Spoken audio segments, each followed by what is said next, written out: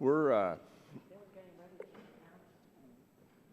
going to call to order the Subcommittee on Communications and Technology for our hearing on cybersecurity and examination of the communications supply chain.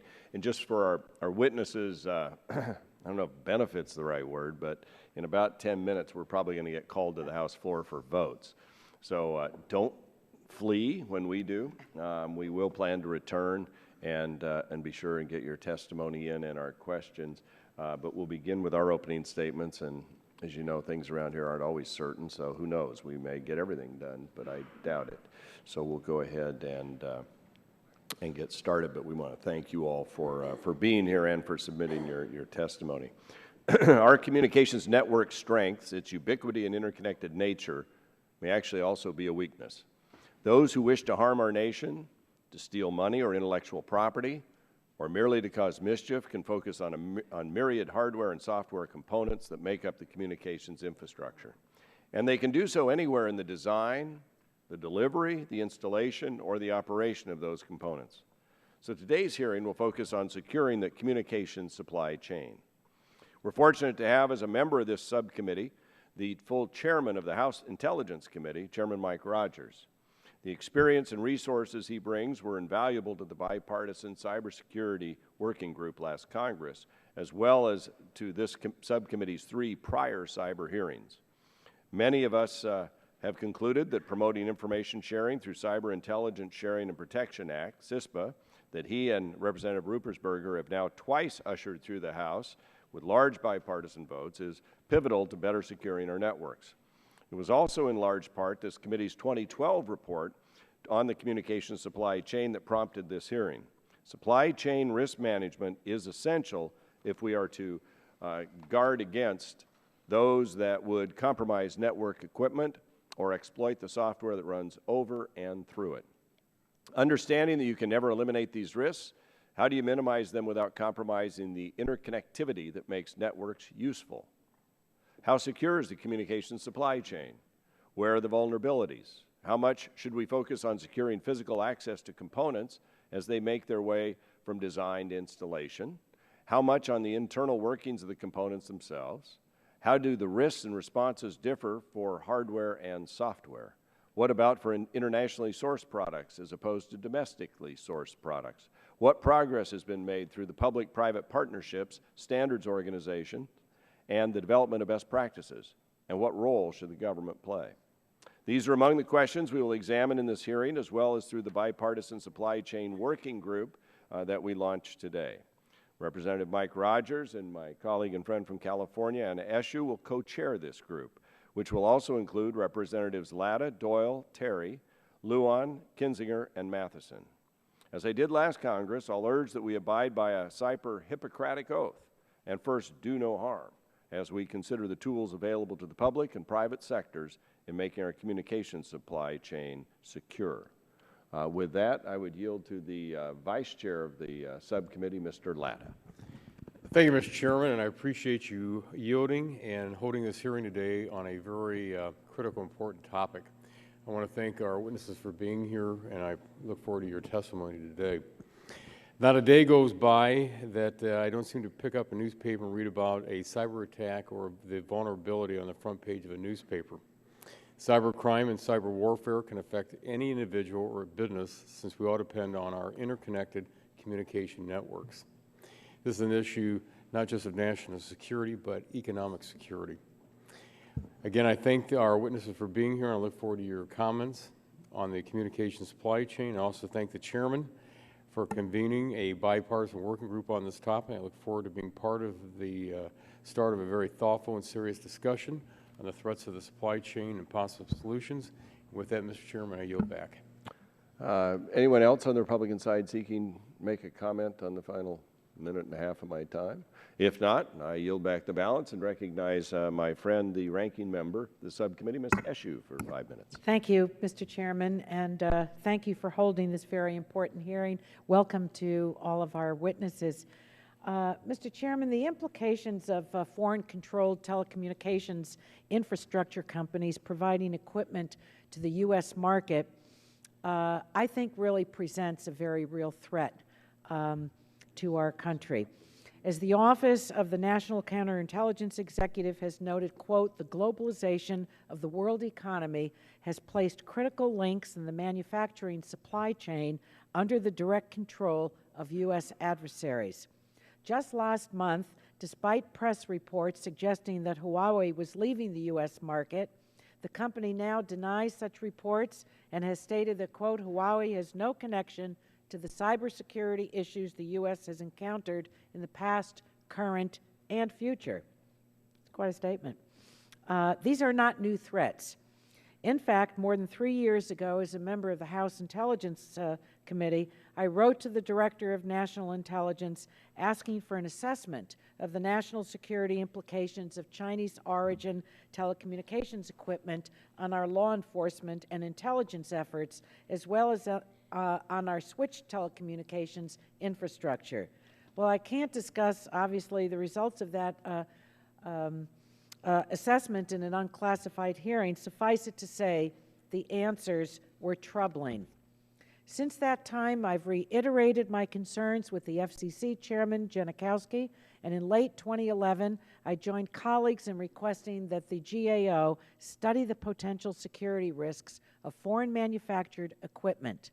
The newly released GAO study recognizes that multiple points within the supply chain can create vulnerabilities for threat actors to exploit, but a combination of initiatives by both the public and private sector are being established to fight back. The President's executive order issued in February is an example. The NIST has been tasked with developing a framework to reduce cyber attacks to critical infrastructure, and as NIST undertakes the development of this framework, supply chain security should be a component. In fact, this morning, Chairman Walden and myself raised this very issue with Dr. Gallagher. Moving forward, I'm very pleased to co-chair at the chairman's request the subcommittee's newest working group focusing on supply chain security and integrity with Representative Mike Rogers, who chairs the House Intelligence Committee. And through stakeholder meetings, I think we'll be able to better understand what additional steps can be taken to protect U.S. telecommunications infrastructure from inappropriate foreign control or influence. So again, I thank each one of our witnesses that are here today for your important testimony that you're going to give, the important answers that you're going to give to our questions, and for your steadfast commitment to securing the communications equipment supply chain for our nation. And I yield back, Mr. Chairman. Do you want to yield? Does anyone want me to yield my time, remaining time to them? Ms. Matsui, or? Okay, sure.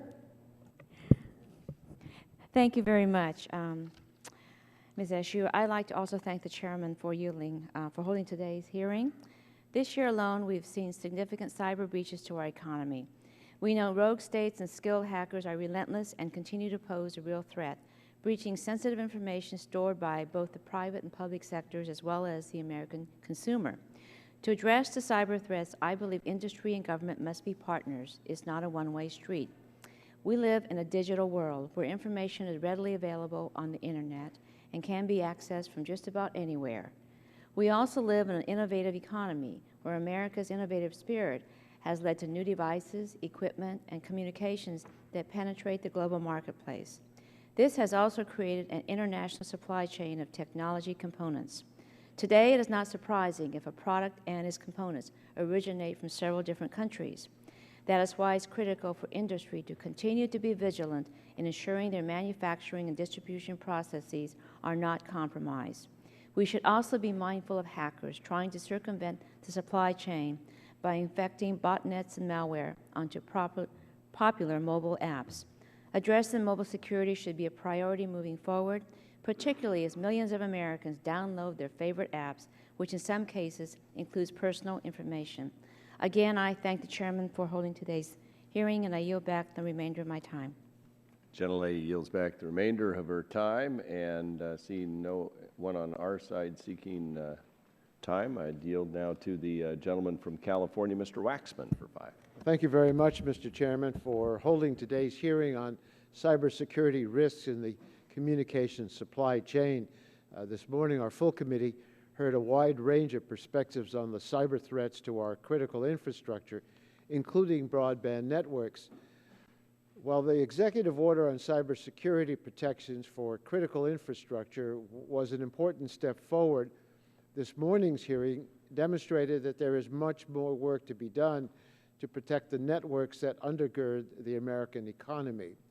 One key area of vulnerability, the long supply chains for communications network equipment, is the subject of this afternoon's hearing. The globalization of the supply market for information and communications technology has undoubtedly created many benefits for our economy and coincided with incredible investment, competition, and innovation in the communications marketplace. But it has also made it possible for our adversaries to exploit weaknesses during the design, production, delivery, and post-installation servicing of communications network equipment. Industry and the federal government are working to respond to these threats. As several of our witnesses this afternoon will discuss, companies are taking action to respond to supply chain risks. Voluntary industry consortia and public-private partnerships are also seeking to minimize these cyber exposures, and I applaud these efforts. But we should consider all options that could help minimize these cyber threats in the supply chain. I look forward to hearing from GAO about its analysis of what other countries are doing in this area, as well as the potential benefits and drawbacks of adopting new review processes for purchases of foreign manufactured communications equipment. And I'm pleased, Mr. Chairman, that the subcommittee is convening a working group to examine supply chain security in more depth. The co-chairs of the working group, Representative Mike Rogers, who's the chairman of the House Intelligence Committee, and Representative Anna Eshoo, who has served on that committee as well as as the ranking member on this subcommittee, have great expertise from their service, as well as their on both committees. I look forward to our continued bipartisan work in this area. I thank all the witnesses for being here and for their testimony. I want to apologize in advance that the conflict in schedule will keep me from being here to hear everything that is said, but I have staff listening in. I've got the testimony that I can review, and when the questions are asked and answered, I'll be able to get a sense from those as well of the views that this distinguished group will be giving to our subcommittee. Thank you for this opportunity to give an opening statement. Thank all of you for being here today. And the gentleman yields back the balance of his time. The good news is the votes now aren't going to come until 2:25 to 2:30, so we may actually get to hear from some of our witnesses. And so we're going to start with Mr. Goldstein, who's the Director of Physical Infrastructure Issues for the Government Accountability Office. Turn on your microphone, pull it close, and the next 5 minutes are yours, sir. Thank you for your work. I'll try not to take all of it. Thank you, Mr. Chairman and members of the subcommittee. I'm pleased to be here this afternoon to discuss issues surrounding the communications supply chain. The United States is increasingly reliant on commercial communications networks for matters of national and economic security. These networks, which are primarily owned by the private sector, are highly dependent on equipment manufactured in foreign countries. Certain entities in the federal government view this dependence as an emerging threat that introduces risks to the networks. GAO has requested review actions taken to respond to security risks from foreign manufactured equipment.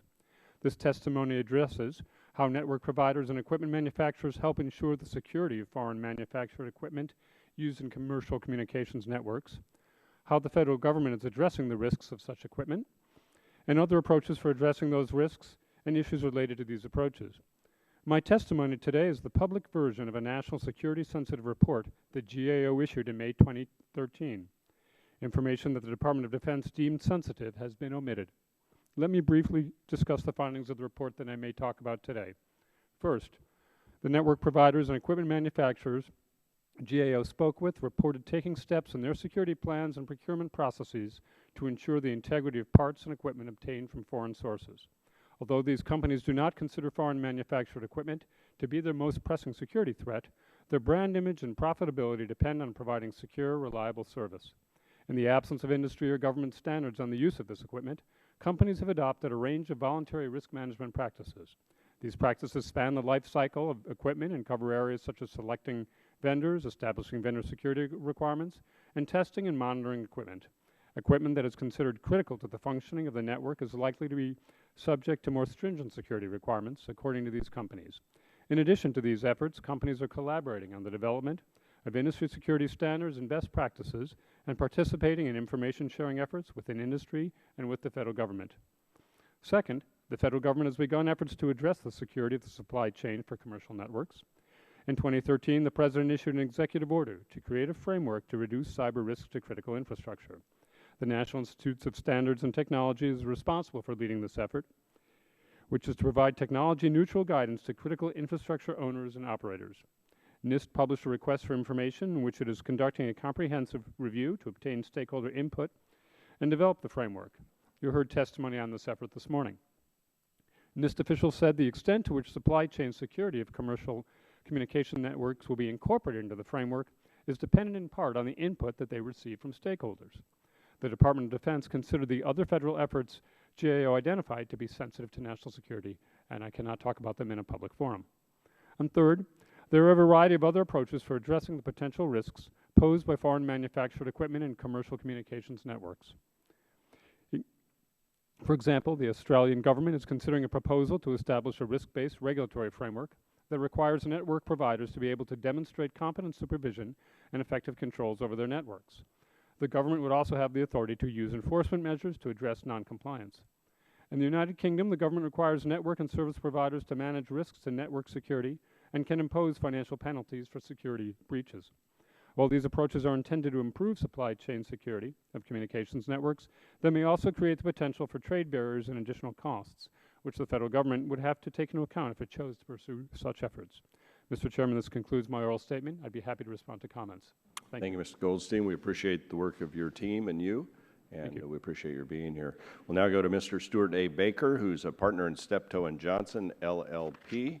And we appreciate your being here and look forward to your comments, sir. Go ahead. Chairman Walden, Ranking Member Eshoo, members of the committee, it's a pleasure to be before you again. I was at the Department of Homeland Security and in charge of the CFIUS process until 2009, so I've been here before to talk about that. I'd like to start with the problem that we have. We are under massive cyber espionage attacks. There is no one who is proof against these attacks. I'm willing to bet that everybody on this panel and everybody on the committee has already been the subject of intrusions aimed at stealing secrets on behalf of the People's Liberation Army or some other foreign government. We do not know how to keep people out of our systems effectively, and that's despite the fact that we have, by and large, an IT infrastructure that is designed by U.S. companies who are doing their best to give us security. We simply have not been able to find all of the holes in the code, all of the flaws that can be exploited. That's with the best will in the world. At the same time, in the last 20 years, I think as the President's efforts to name and shame China and other attackers have demonstrated, there's plenty of name, but not a lot of shame on the other side. This has been an enormously productive intelligence source, and it's an enormous weapon that can be used against the United States if we get into a shooting war that our adversaries would like to get us out of. Everything that can be exploited for espionage purposes can be exploited for sabotage purposes. Our systems can be made to break, causing great harm to Americans, including potentially deaths here. And we will have to face that prospect in the next serious conflict that we face internationally, because the ability to cause that harm is moving down the food chain to the point where Iran and North Korea are significant powers in causing this harm. So that's the situation that we face. The question is, we're deep in a hole. Are we going to stop digging. And here is the question that we need to face as we look at our supply chain. If American companies looking at their own code and trying to give us security can't find a way to do that, how comfortable are we having companies from countries that are not our friends provide the code, provide the hardware? We're not going to find those problems. We can't even find all of them in the products that we make ourselves here in the United States, as witness all of the exploitable vulnerabilities we face. And so we face the prospect that some of this equipment simply is not going to be safe. As we've asked ourselves, how do we deal with that problem, it turns out that our tools for dealing with it are remarkably limited. I ran the CFIUS process. I ran the Team Telecom process for DHS. Those are very limited tools. CFIUS only applies if somebody buys something. If they want to sell something here, there's no restriction whatsoever. So telecommunications gear can be sold in the United States without any review whatsoever. We got to the point, I think actually in the stimulus bill, where we had provided subsidies to buy telecommunications equipment to carriers, and they were buying with our money Huawei and ZTE gear because we had no way to prevent that. At the same time that the U.S. government was telling Verizon and AT&T, don't you buy that stuff. So we clearly lack an ability to address the problem of infrastructure equipment being sold to the United States that we don't think is secure. That's the first thing that I think the committee should examine. Beyond that, I think we've also discovered, as we have begun looking at this problem, that our procurement laws do not take account sufficiently of supply chain risks, do not require that our contractors take enough account of supply chain risk. So if there were two things that I would urge the committee to address, it is one, the limited nature of Team Telecom and CFIUS remedies, and the still remarkably limited ability of government procurement officers to take account of this risk. Mr. Baker, thank you for your testimony. We're going to go now to Jennifer Bisigli, who's President and CEO of Interos Solutions Incorporated. We welcome you and look forward to your comments. Thank you. Good afternoon, Mr. Chairman and members of the subcommittee. I'm going to have you move that microphone a little closer and make sure the light's on. It was on. Okay. Can you hear me now? Good afternoon, Mr. Chairman and members of the subcommittee. My name is Jennifer Bisigli, President of Interos Solutions. Thank you for inviting me to testify on behalf of our industry peers focused on supply chain risk management, or SCRIM, as we like to call it. My company, Interos, is built on 20 years of global supply chain and IT implementation experience. Over the past 6 years, we've seen the discussions turn from simple compliance to resiliency, which is ensuring business operations would continue even if the supply chains were interrupted, and now to product integrity, which is caused by a man-made malicious attack. In response to this, Interos has stood up a SCRIM Global Threat Information Center, which offers capabilities to help both the public and private sector organizations implement SCRIM frameworks, conduct supplier audits, and conduct open source research to identify potential threats with current or future suppliers. I'll first share some of our observations and then follow those with some recommendations. First, a common definition for supply chain risk management and cybersecurity does not exist, nor is there a standard way to measure either challenge.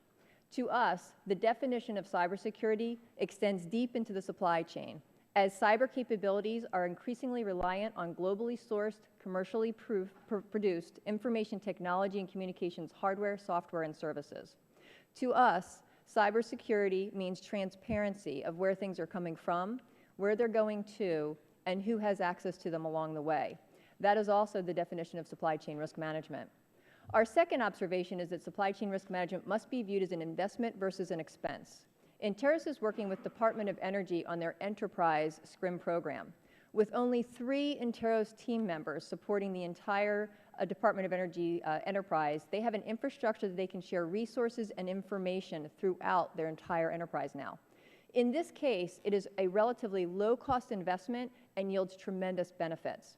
Much of the success of this program can be attributed to a strong DOE leadership, as well as having the ability to work with the Department of Defense's Trusted Systems and Networks SCRIM Roundtable and their interagency working groups. Third, we feel supply chain risk management is successful when it is a cultural shift that supports current business processes and reduces the need to develop new stovepipe processes that increase cost and create additional work for the risk owner. It's not an issue of being too expensive to do it. It's an issue of being too expensive to ignore it. Now to our recommendations. From our perspective, Congress can take 4 steps to better protect our nation's critical infrastructure. First, awareness and education has to start at the top in order to be adopted by those actually executing the mission. In our experience, the level of awareness of the challenge varies across federal agencies, as does their level of attention to managing their supply chain risk. Awareness and education is critical to communicate that supply chain risk impacts everyone within the federal infrastructure. Second, fund the program, assign someone within each agency to own the issue, and measure the success. We have seen SCRIM focal points, as directed by the Bush and the Obama administrations, being implemented in different areas within the agencies. Without the top-down support within the agency, without an owner of the concern, and without funding, these programs are being bootstrapped and implemented in various fashions, not conducive to effective protection. 3, the low price, technically acceptable environment is in direct opposition to a safe and secure critical infrastructure unless we are able to accurately define our acceptable supply chain risk tolerance at the beginning of an acquisition cycle. While we understand the federal budget constraints and the temptation to fund program objectives with simply the lowest bid, when it comes to cybersecurity, it's not a good strategy.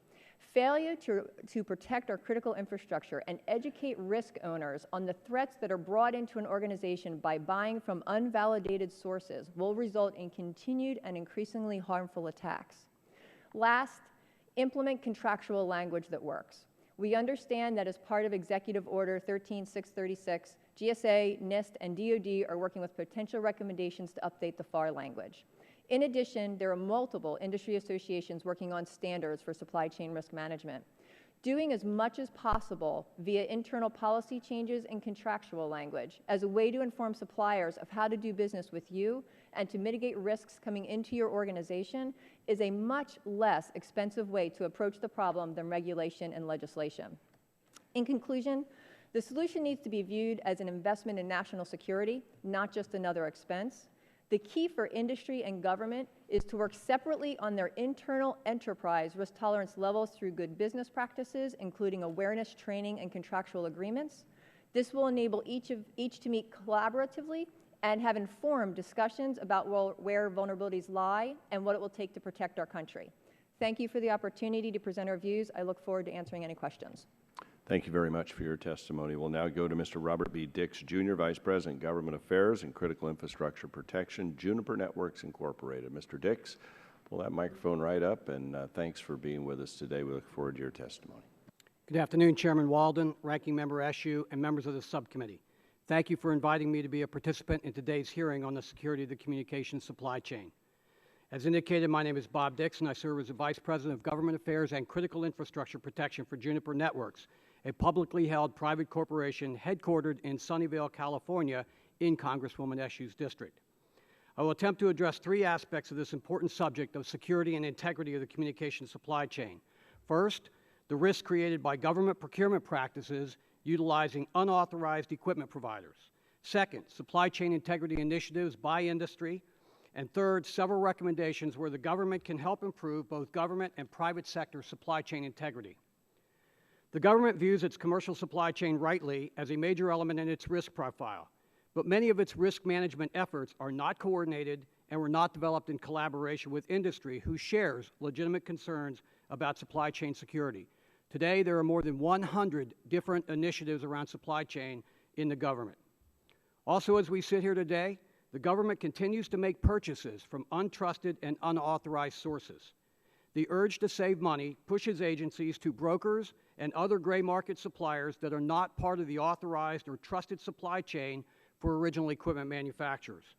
This is also an area where much mischief takes place for both counterfeiters and those attempting to penetrate the government supply chain with malicious intent.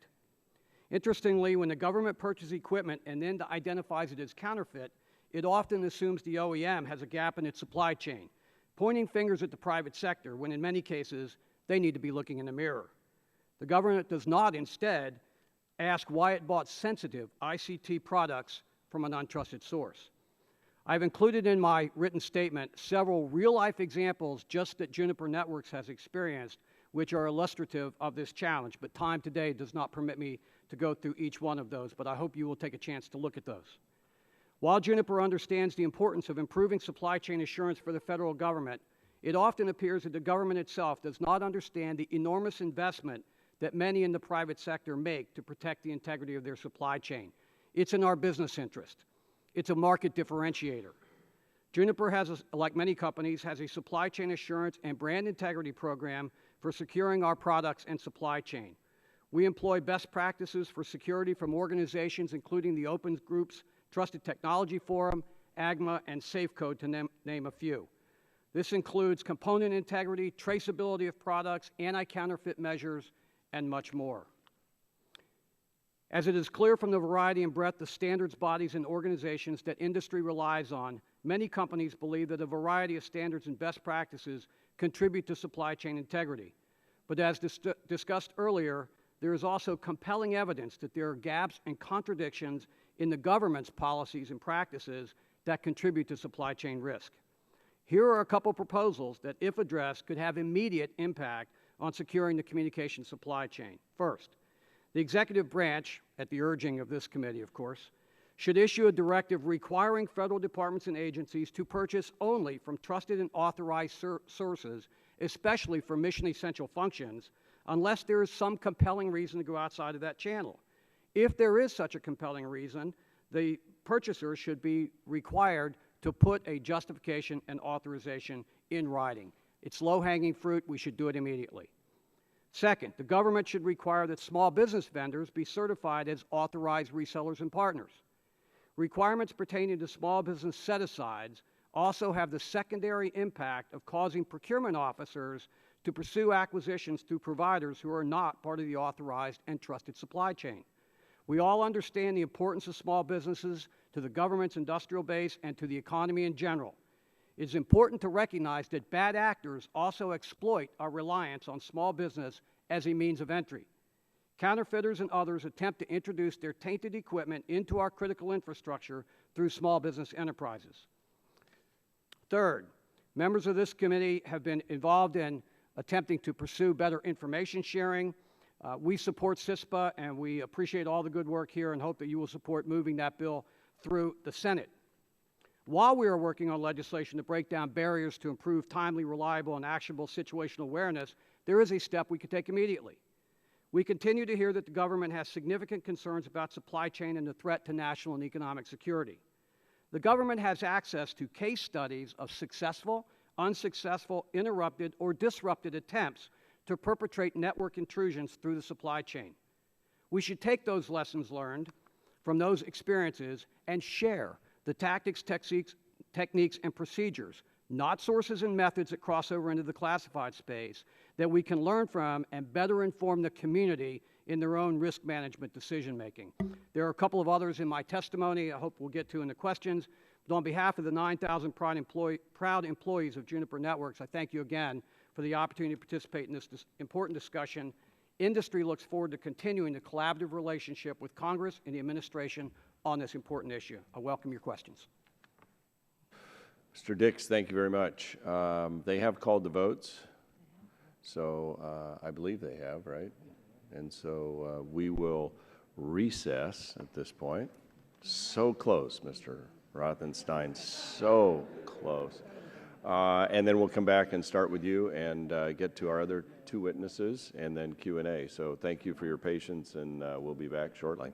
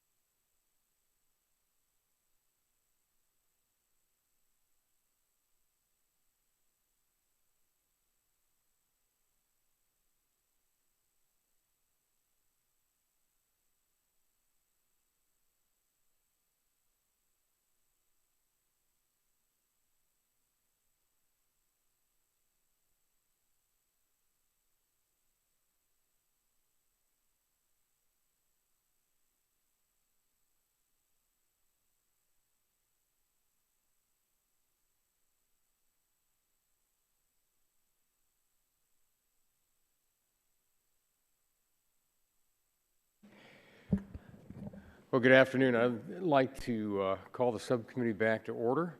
And I believe next in order of our witnesses is Mr. Rothenstein, and thanks very much for being here today. We appreciate your testimony.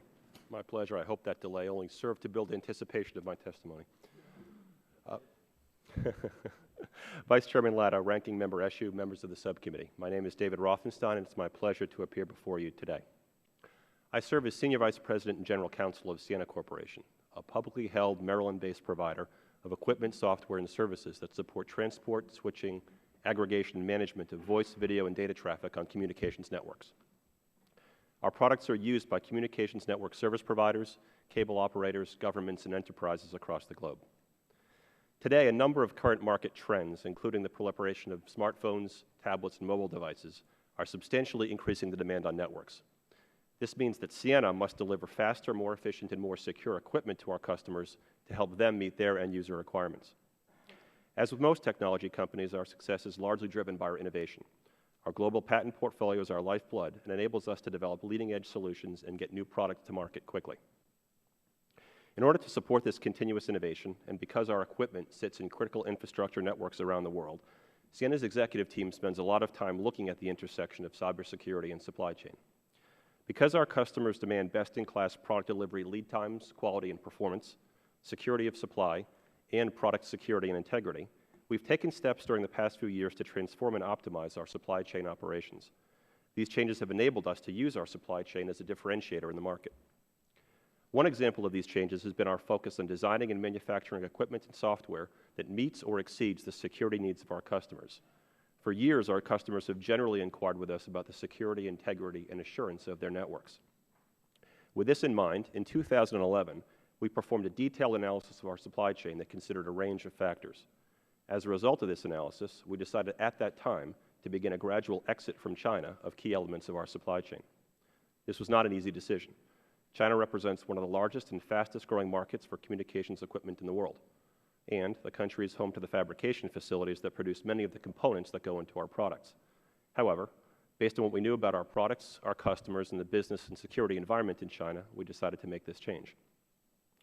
In contrast to some of our peers, we weren't as concerned about the potential adverse impact of this decision on our sales opportunities in China. Several years ago, because of the significant barriers to entry and the technology transfer requirements to do business in China, we decided not to pursue a go-to-market sales strategy in that country. We are now almost 2 years into our supply chain transformation. By the end of 2013, we will have transitioned all of the manufacture and assembly of our products and a sizable portion of our global spend on finished and semi-finished assemblies from China to other jurisdictions, primarily Mexico and Thailand. In so doing, we've increased the velocity of our supply chain, solidified our security of supply, and ensured the security and assuredness of our products. At the same time, we've remained very competitive in the market from a cost standpoint. There are some parts that we continue to source from China. We're in active discussions with our major vendors as to their plans for transitioning out of China, largely to address issues relating to counterfeit goods and intellectual property infringement. We are less concerned about the security vulnerabilities of these products, given that they are primarily passive products that are neither programmable nor capable of being embedded with damaging computer code or malware. At the same time, we've taken extensive steps to ensure the integrity of the active or programmable components in our products. We require now that these components are sourced from outside of China. We maintain rigorous internal practices and capabilities that enable us to identify any issues with respect to the security of our components.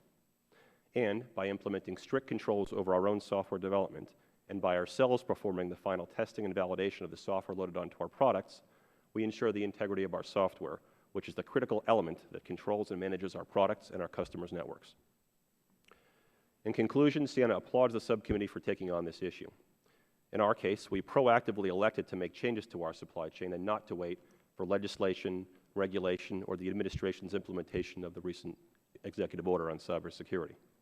Instead, we talked to our customers, conducted a thorough business analysis and risk assessment, and made a decision that we continue to implement today. While this strategy may not necessarily work for others, it has worked effectively for us. It makes good business sense and delivers additional security for our customers and for their networks. With that, I conclude my remarks, and I'm pleased to take any questions. Well, thank you for your testimony. And our next witness is Mr. John Lindquist, the President and CEO, EWA Information and Infrastructure Technologies, Inc. Good afternoon. Thanks for Good afternoon. testifying. Thank you, Mr. Vice Chairman, members of the committee. Thank you very much for the opportunity to testify. As we all know, the security of our telecom systems is, in fact, very critical. We're aware of the myriad threats to the U.S., and the threat is real, but is not limited to a single country, geographic area, or organization. Protection is made difficult because the supply chain for electronic systems and devices in general, and specifically telecommunication systems, is truly global. Most of the telecom system vendors have very large footprints in China and elsewhere around the globe. And many of these worldwide locations are easily and directly accessible by the various threat nations and organizations. Furthermore, it is the nature of the system development to make use of software routines and hardware components that are generally available in the market. And it is virtually impossible to determine the pedigree of all of the hardware and software that goes into a telecommunications system. Our adversaries are professional, highly technically capable intelligence organizations or sophisticated criminals, neither of which would have any difficulty circumventing a trusted supply system, or trusted supplier system. To address the security dilemma effectively, an evidence-based security process should be applied that enables an informed judgment that an adequate level of assurance has been provided that the system is free of malicious features and does not contain serious security defects, and that's without regard to origin of the system. IIT has been selected by several telecommunications carriers as an independent evaluator to implement such a process. The process we're implementing is comprised of two major phases. The first is an in-depth security assessment of the system software, hardware, and firmware to include all patches, upgrades, and modifications as they occur. The second phase is a delivery process that ensures that the deployed system and all patches, upgrades, and modifications are exactly the ones that were evaluated and determined to be suitable and acceptable. The key features of the process include the willing participation of the developer and vendor, a trusted independent evaluator, direct coordination between and among the stakeholders, particularly the telecoms and the concerned government agencies and the evaluator, without interference or necessarily knowledge of the vendor.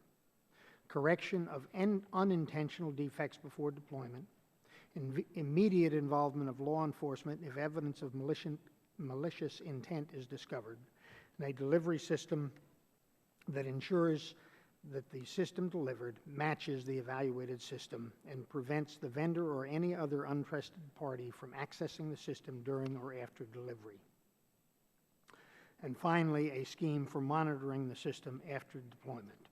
In our case, the vendors have been very willing to comply because compliance was a condition of the sale to the telecommunications carrier. Under those contracts, they provide us the design documentation, source code, a complete set of sample components, replication of the compilation environment for their software and firmware, advance notice of all design changes, patches, and modifications, and access to their development facilities to provide us the understanding of their process. We were selected because of our intimate knowledge of the threat.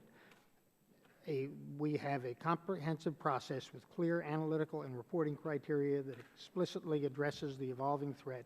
We have secure facilities.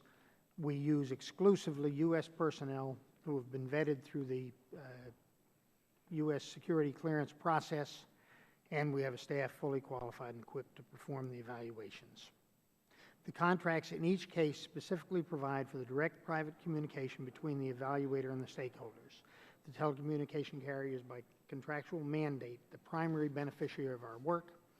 A condition of acceptance is a report from us describing what we did, the faults found, the correction implemented, and any residual risk. And we are free to discuss any issues directly with the telecom and the government. In our lab, we subject the system to a detailed analysis, both a static analysis of the software and a dynamic testing of the software and hardware.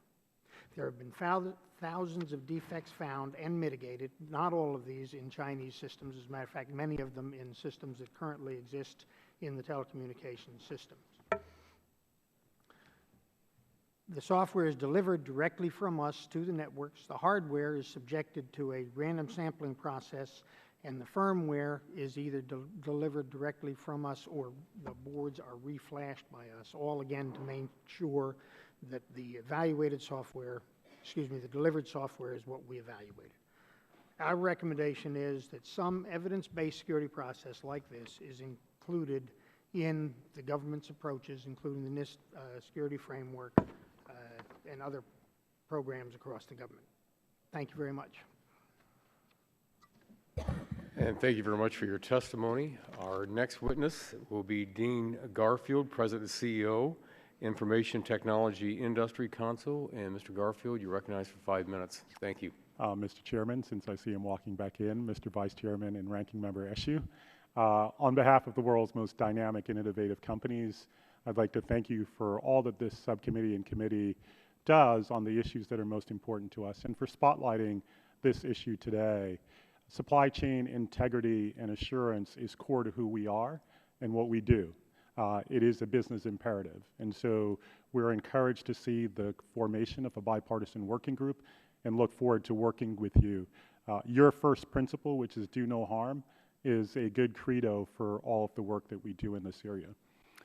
I submitted testimony for the record, and so I'll focus my oral testimony today on 3 areas. 1, providing a window into our supply chains. 2, sharing some of the things that we do both as individual companies, but as a sector to ensure supply chain integrity. And then 3rd, to make some recommendations where Congress can be helpful. I have the privilege of working for companies that are truly transforming the world.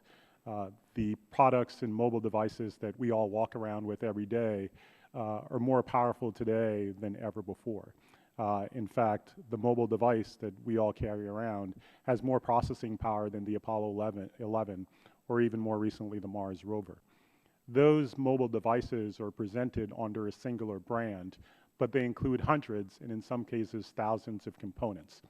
To ensure that we're providing our consumers with the best products at the best prices, those components are sourced in the United States and in fact around the world.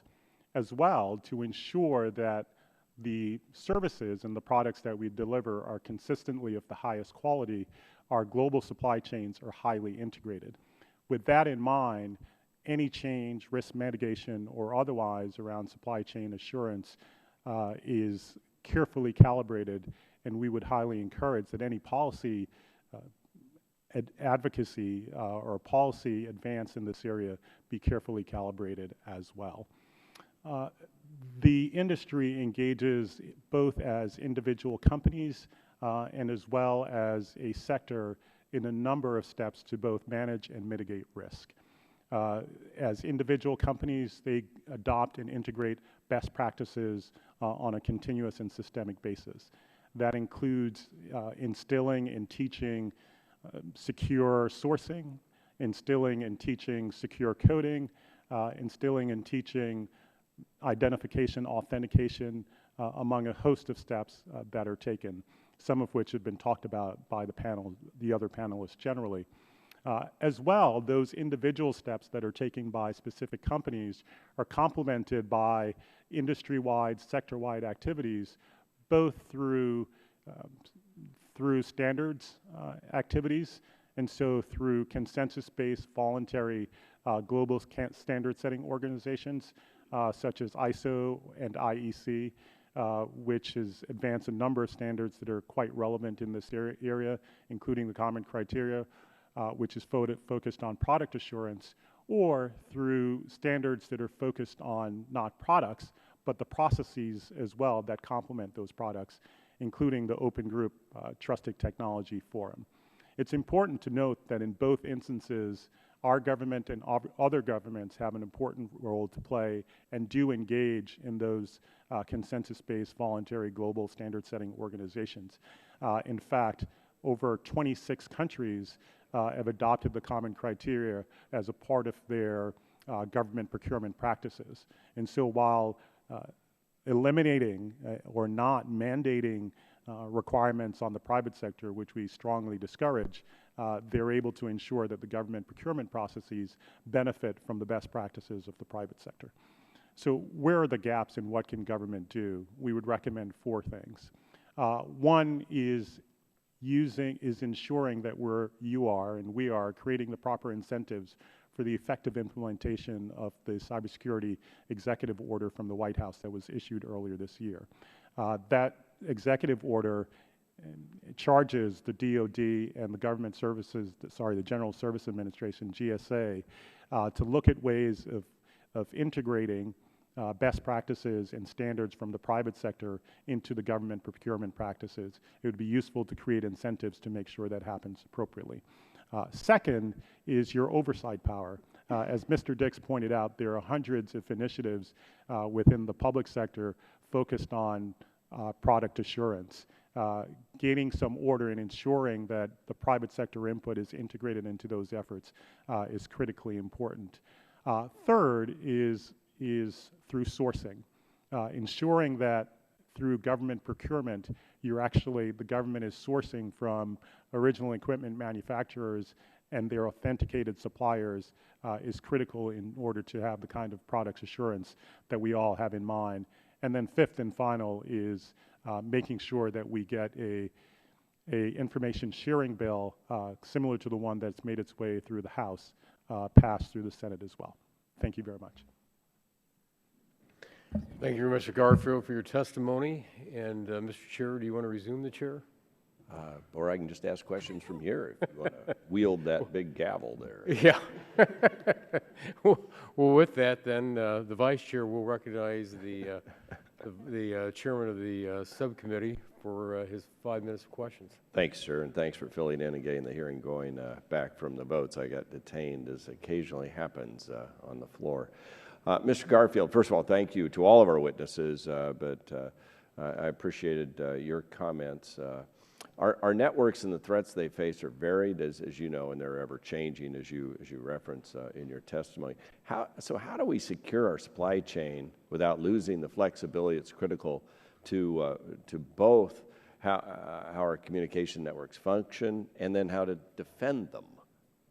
What do you recommend here? Yeah, you put your finger on the idea of the point of drawing balance. I think building on the best practices that are being developed in the private sector and integrating those into the government procurement efforts. There are a number of standards-based initiatives that are moving forward, specifically focused on product assurance and supply chains. And so I would strongly encourage taking advantage of those best practices and integrating them into our government procurement practice. I have another question here that plays on this a bit for Ms.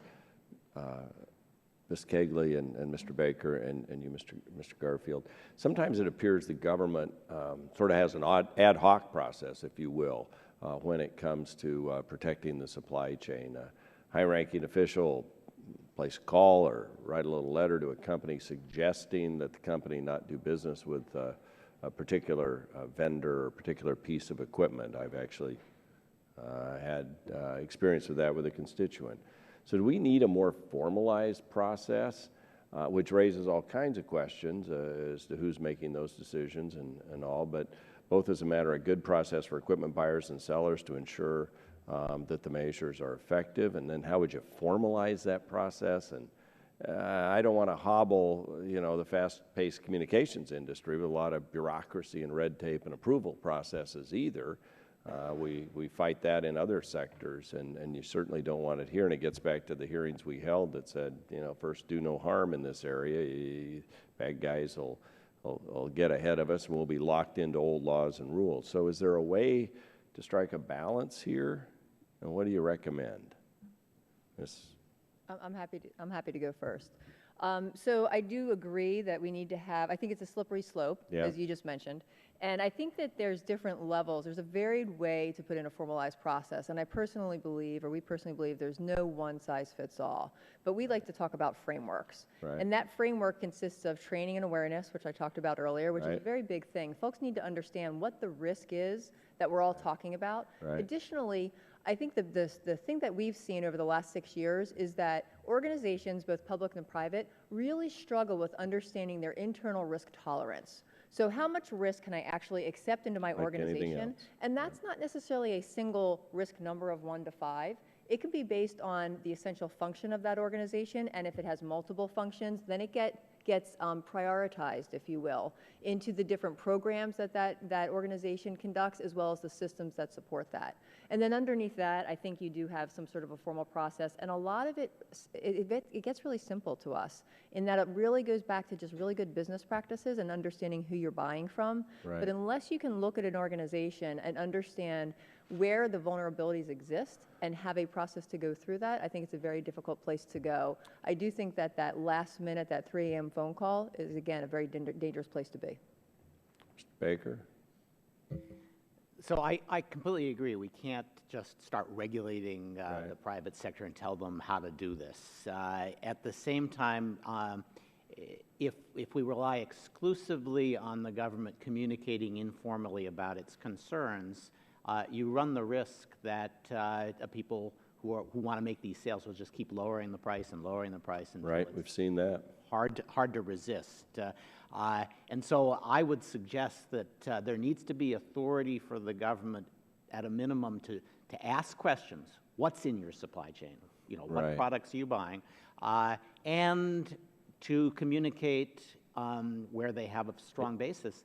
That's not acceptable. That we know enough to know that that is a risky place to buy your equipment And do it. And is there, I'll show a little ignorance here, but is there sort of a range of equipment in the system that there's some that's more important to make sure you get right than other, or is it just everything matters? There is a view abroad that, and in the industry as well, in telecommunications, that the core is your most important product. Right. And you cannot compromise the core, and that the edge is less risky because fewer people Do you are out agree of with the that? edge with any particular system. I'm not sure in an internet know. world, as the edge gets smarter and smarter, that that's a distinction that holds up as well as we'd like it to, but that is certainly something that we've seen in other telecommunications decision-making.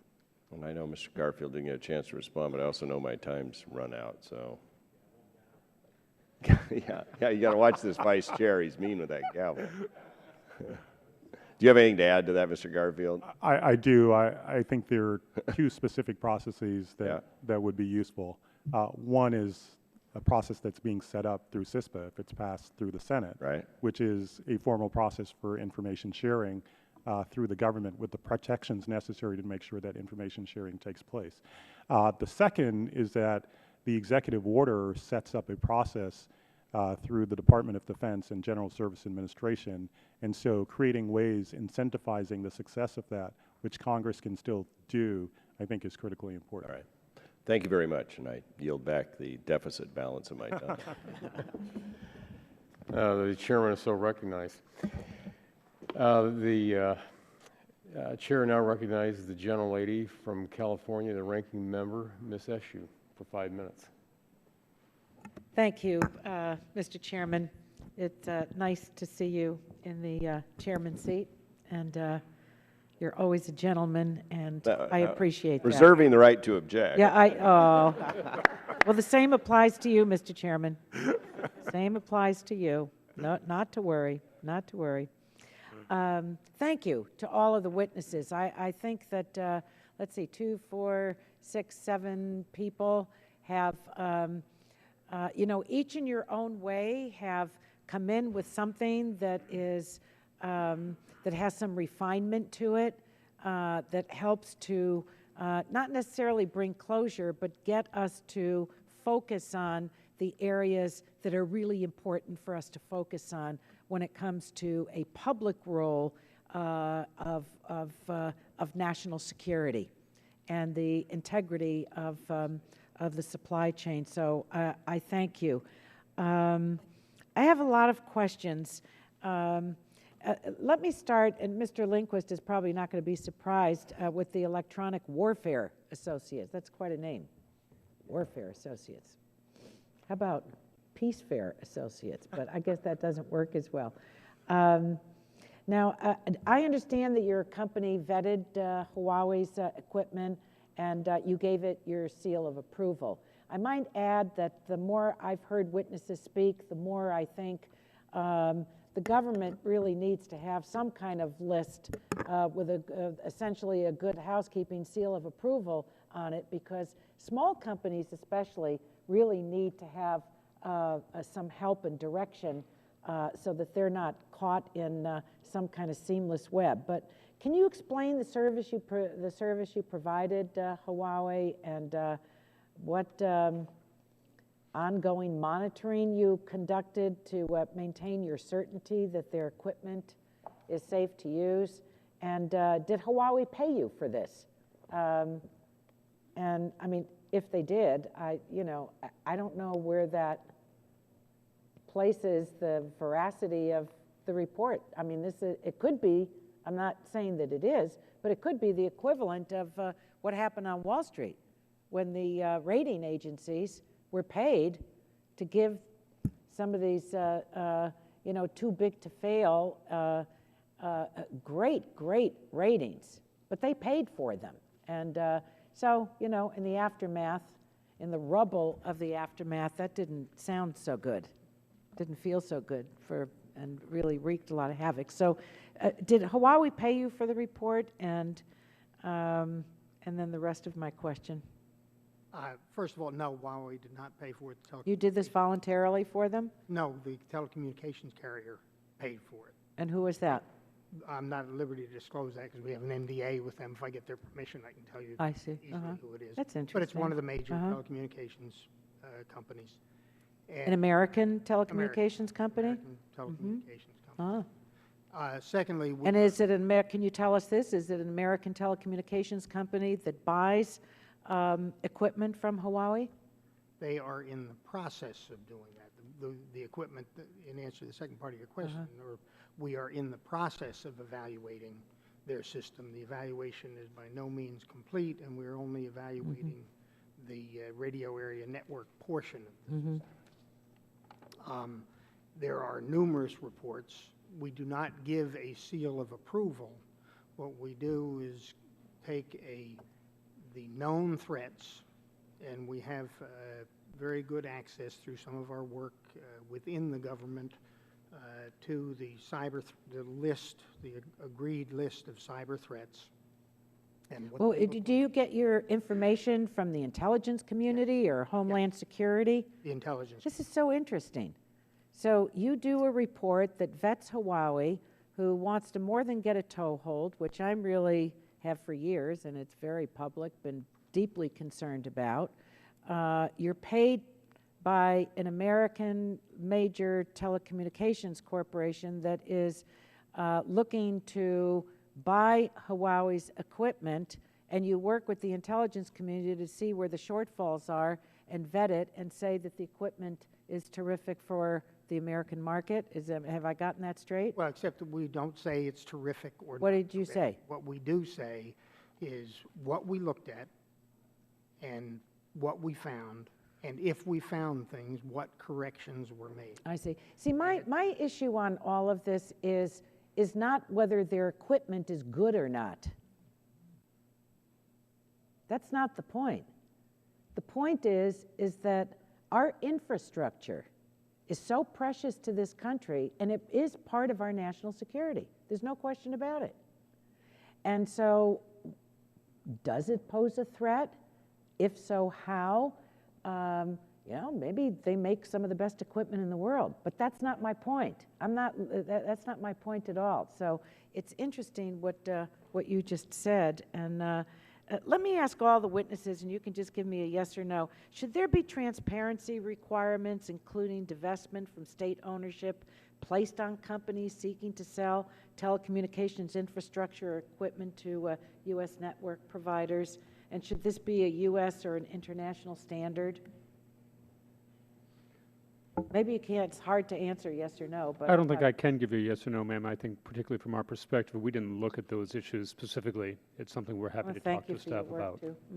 Thank you. I do think that as we adjust to a world where there really are no telecommunications integrators in the United States, we need the authority to ask for quite a bit of information from the people who are supplying that technology. Thank you. I absolutely agree. I think transparency is the key, and we liken it to, if you look at what's happening with the pharmaceutical agencies within your actual state, with the pharmaceutical law, the pedigree law of 2015 that has everybody looking at transparency. I think there's lessons to be learned there. Thank you. Transparency is important, and having a standard that provides certification and accreditation, a whitelisting type of opportunity would be very valuable to this process. Thank you. We would agree. We would support some level of transparency, and I think, frankly, Ranking Member Escher, you hit the nail on the head. It's less about the U.S. government and about the large service providers who have a lot of know-how and resources and are knowing smart buyers of telecom equipment, understand the risks. It's more about other critical infrastructures, owners and operators, the alternative operators, the enterprises who may not have the same level of understanding and resources, where the transparency really is going to be important. It's helpful. As I said earlier, reiterate, transparency is important. That's why in the process that we implement, we're looking at all the design documentation behind the various systems to ensure that there is no inexplicable capability or functionality within the system. I work in the tech sector, so of course we believe in transparency. I don't have an answer as it relates specifically to this issue. Thank you. Thank you, Mr. Chairman, for your patience. Thank you to all the witnesses. Thank you very much. The gentlelady yields back, and the chair recognizes himself now for 5 minutes. And if I could start with Mr. Goldstein, I found it kind of interesting in your testimony on page 5, where you state that other countries such as Austria, India, and the United Kingdom are similarly concerned about emerging threats to their commercial communication networks posed by the global supply chain, have taken actions to improve their ability to address this security challenge. What exactly have those 3 countries done? There are 3 countries. There are many others that we don't get into here, but Australia has developed a reform proposal a regulatory reform proposal that they expect to put in place shortly that would allow the government to have more authority to examine what companies are doing, what they're buying, how they document their purchases, take a look to make sure that those companies are competent in putting networks together, and if the government does not feel that they are doing it in a way that that can be secure, that they can ask them to do more. They can require them to do more than they're doing, and if and it has enforcement powers and potential to find those companies that don't do it. That's a proposal that is likely to pass soon. India has a very similar proposal, a similar reform program in place. Where it differs is that they have also proposed requiring, certainly encouraging, and in many cases requiring much of their equipment to be made and tested in the country and could not be obtained elsewhere. That particular part of the proposal has been put on hold because the United States and some other countries have objected because of potential barriers to trade. And the United Kingdom has put in place a very similar program to the one that Australia is now contemplating, to have greater regulatory review over the practices and actions of companies putting networks in place, which also has authority for them to go in and look very specifically at what they've done and how they're going to get assurance that those are secure networks, as well as to be able to enforce actions that they feel would be necessary if those companies did not do as much as they probably should be doing. Thank you. Mr. Rothenstein, if I could turn to your testimony, your written testimony. I found it kind of interesting where you say that you also had mentioned that in 2011 your company had made a conscious decision to gradually exit key elements of your supply chain from China, and that at the time over 1/5 of your global chain at that time originated in China. And it goes, you go on to state that, you know, you're looking at other jurisdictions that you're moving into now in Mexico and Thailand. I'm just curious, how's that working out, and what have you found so far with that transition? So in terms of the actual specifics, so you're right, about 20% at the time of our manufacture and assembly of our supply chain originated in China. That's now down to less than 1%. And in terms of the procurement of finished and semi-finished assemblies, that was about 70% of the supply chain 2 years ago. That's now below 50%. The part that we attacked, as I mentioned in my testimony, was that relating to active or programmable components. In terms of how it's gone, it's gone very, very well. We've partnered effectively with two of our long-standing contract manufacturers in Mexico and one in Thailand. We've improved the velocity of our supply chain. It's a lot quicker to get equipment to our key North America market when you're driving it by truck over the border as opposed to the slow boat from China. We've been able to essentially achieve cost parity in terms of labor rates and landed cost rates, largely because those contract manufacturers had existing facilities in those locations. And as a result of that, we've been able to, in addition to velocity, maintaining cost parity, we've gotten tremendous feedback, positive feedback from our customer base in terms of that supply chain strategy. They viewed very positively our thought process, our decision, and they've given us direct feedback that they view with a greater level of comfort the security and assuredness of the risk profile of our equipment in their networks.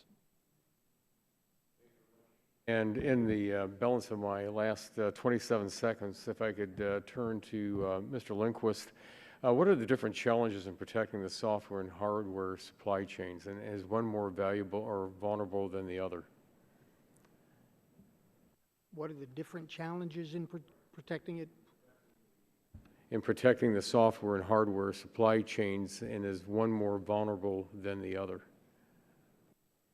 I think at the current state of affairs, to answer the second question first, I think the software is more vulnerable. I think there are more people who have perfected techniques for exploiting the software than in the hardware. It's also easier to do at any stage in the process. And what we are endeavoring to do is to separate the vendor from the product so that at all stages, once the system has been determined to be secure enough, and there is always some residual risk, that the vendor no longer has access to that system to introduce any new malicious capability into the system. Well, thank you very much, and my time has expired, and the chair would now recognize the gentleman from Illinois, Mr. Shimkus, for 5 minutes. Thank you, Mr. Chairman. Thank you all for being here. It's a great committee with high-tech things. I always joke that for my colleagues who don't have teenagers, then the government ought to issue them one, because that helps you figure out how this stuff works. The hearing today was, or this morning was on cybersecurity too, with the electric grid and the like. So we had a little debate about the cloud, which I understand are server farms, and that brings some, especially when the government is contracting. And my son and I are together on concerns about the cloud. You know, everybody thinks but it's, you know, there's some issues there, cybersecurity, and especially if the government's being involved in really contracting that space. We differ on CISPA, and we've had numerous debates. So the last time we cast the vote, I was home that next morning, and he comes into the room, and he's all grouchy. He's reading all his internet stuff. And he says, I don't have to ask how you voted on CISPA, Dad. I know how you voted, which I supported. And he was none too pleased. But my debate or discussion with him is information sharing, really on the code system, so you could have firewalls. And if our intel communities or you guys know something's crazy going out there, you can build a firewall. At least you know at least you have an idea what you might expect. So, Mr. Garfield, in your, I don't know if it's in your statement, but in question and answers, you also talked about information sharing. And were you referring to that in the supply chain debate that we're having here, that there ought to be also information sharing like we would have in firewall protection a la like CISPA? Yes, is a simple answer. Information sharing and passing of risk mitigation information is critical to protecting our cybersecurity generally, but also for risk assurance in the context of the supply chains as well. And so I think moving CISPA and the information components of that was critically important, and getting it through the Senate is But the critically CISPA important bill as that well. we were passing, you know, correct me if I'm wrong, I thought it was just on code. Was it also on the supply chain? It could be? Yeah, it's around sharing actionable intelligence on Either on. threats and mitigating threats. Ah, I got another good point for my son then, right? I got another good point. You can give him my phone number. Good, great. Whew, good. I always need a little help. And I mean, and Ms. Basiglia, SCRIM. Now I got a new acronym. Just what we need, another acronym here in Washington, SCRIM, which was supply chain Risk management. risk management. So, which is all tied into this. I want to follow up with you on this cost pressure issue that you raised, and how do you think we can really address it? I mean, if you really want to make sure that your equipment is secure, you're willing to pay for it. But if you're in a competitive, very fast-moving technological field, and you want to get market entry and you want to have a low-cost provider, there's risk involved in that, correct? There is, and actually that's when the chairman asked his question earlier when we talked about putting a framework in place, something that is repeatable and scalable. I personally think that's the key in effort to keep the acquisition costs down, because I totally understand the need to get procurements done faster, technology to the street faster and into users' hands faster. But unless we have ways of understanding what our organizational risk tolerance is, so that we know what protectionisms we already have in place, it's going to be very difficult to really take risky endeavors like you're mentioning. And I was also caught by the whole debate. There was a pharmaceutical reference which we're involved with in the track and trace legislation, and maybe some states. Just for the record, when some states move to a very controlled system, they have to then postpone the enactment date because they can't do it in that time, which then would affect the market and deliver goods and services. So the question is, because what the chairman said to begin with was, first, do no harm. So does the executive order and its process have the opportunity to do harm in this process? Does anyone want to comment? Is there a concern that the executive order and this rollout and their involvement has an opportunity to do harm? Mr. Garfield? Yeah, I mean, there is always risk, right? We're in the business of risk mitigation, but overall, our view is that the executive order actually creates a framework that advances the ball in a very positive way. The fundamental question for us is, how can Congress complement that? And that's what I tried to articulate in talking about the things that Congress can do to ensure it moves in a positive direction, or continues to move in a positive Mr. Chairman, my time's up, but I think there's a couple more that want to comment. I would just add, many of us want to approach the answer to that question with an open mind, but we are taking a wait-and-see approach because it is not at the end game yet, and there are opportunities along the way for this not to be as good as it might be. Always good to trust but verify. If no one else wants to jump in, I yield back my time. Thank you, Mr. Chairman. Thank you. Now we'll turn to the gentleman from Colorado, Mr. Gardner, for 5 minutes. Thank you, Mr. Chairman, and thank you to the witnesses for joining us today. And Mr. Baker, I'll direct this question to you. Questions raised by foreign-directed cyber attacks on U.S. institutions suggest that the United States government must give careful consideration to how the national security interests are controlled, monitored, and regulated. How concerned should we be by the prospect that any critical infrastructure provider that serves the core of our national security interests could come under foreign control and therefore outside the supervision of the U.S. government? we have to be concerned about that. It's not likely that we will be able to stop globalization of this industry. So the idea that we can simply say no, I think, is not realistic. But we have to then put in place transparency and regulatory authority that makes sure that those companies do not serve other nations' interests when they supply us with that equipment. And in keeping those kind of concerns in mind, and we've seen in the past mergers of companies, U.S. companies with foreign companies, what are some of the national security implications of such a purchase then? So I did this a lot when I was at DHS and indeed when I was at NSA. In the telecommunications industry, we have a well-developed set of rules in which we negotiate a mitigation agreement with the buyer, if the buyer is a foreign buyer, which gives us some control. It's not perfect by any means, and I'm often unenthusiastic about the results, but it is the tool that we have. In the context of companies selling products to the United States, we have none of those controls unless they actually buy a U.S. company, so that any company can sell products into our critical infrastructure without any regulation or transparency. It's only when they try to buy a U.S. company that we have any authority at all. Reports of stories of foreign-directed cyber attacks against U.S. institutions provoke difficult questions about the control, reach, and oversight of the United States' national security interests.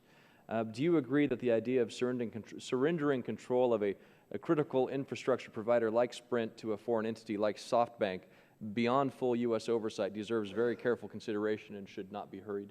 It certainly deserves careful consideration. I would point out, because as I answered to the last question, for many of the security agencies, there'll be a temptation to say the only way we will be able to tell Sprint what products they can buy, what they can have in their infrastructure, is if we enter into a negotiated agreement. That's a negotiated agreement with a foreign buyer. They have no authority at all in the other context. So it's an odd set currently of incentives for the U.S. government in which they might actually have more regulatory authority if they let the transaction go through. You mentioned in your testimony a little bit about CFIUS, whether it's adequate or not. That's relied on by Congress, by the FCC. Where are the pitfalls? What are the problems? So the problem is that if you want to introduce products that are not reliable into the U.S. market, you can just walk in and start taking orders. And there is really, even if it's going right into the core of the telecommunications industry, there is no authority anywhere in the U.S. government to say no to that today. Only if the unreliable buyer or seller actually tries to acquire a U.S. company is there any authority at all. Team Telecom at the FCC has some authority over foreign carriers, but not over foreign suppliers of equipment. CFIUS gives authority only over buyers of U.S. companies. So there is a real regulatory gap there with respect to some of this equipment that we have not yet found a solution for. May I? Please. I think we have to be exceptionally careful about developing prophylactic rules around private sector agreements as it relates to supply chain assurances. India was used as a reference earlier in talking about an example of countries moving in a particular direction. There are a whole host of companies that I represent in the technology sector that are being foreclosed from the Indian market because of those types of rules. And so I just think that those types of rules have to be carefully calibrated and, from my perspective, discouraged. Thank you. Yield back more time. Thank you, gentlemen. I thank all our witnesses and committee members for participation today. Really a superb panel of witnesses. Your information that you've shared has been very, very valuable. Your written testimony is helpful to us and to our staffs as we wrestle with this issue going forward and protecting the country and trying to also not stifle innovation and technology being developed in America. So we got to get this right. your depths of experience and your willingness to come here and share that with us is a great benefit to the American people. And so we thank you for your participation. We thank you for your assistance. And the record will remain open for additional questions, I'm sure. And we hope that you'll accept our invitation to work with us even further as we go forward. We want to get this right. So thank you very much. With that, the subcommittee stands adjourned.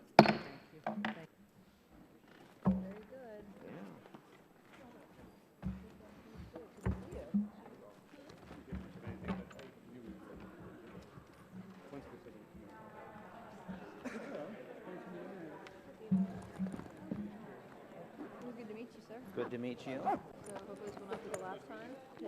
Oh, I'll look for ways to. Yeah, exactly. Yeah, don't 35 cents.